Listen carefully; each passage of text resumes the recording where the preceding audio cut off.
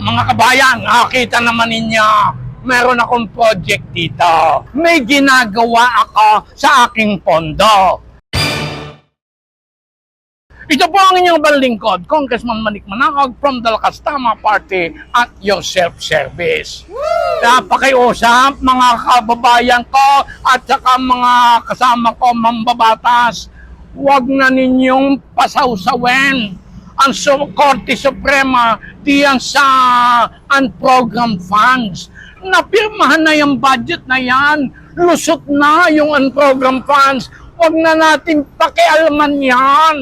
Dahil pag pinakialaman ninyo yan, anong mangyayari doon sa unlocable funds? Ay alam naman ninyong diyan lang tayo naasa sa unlocable funds.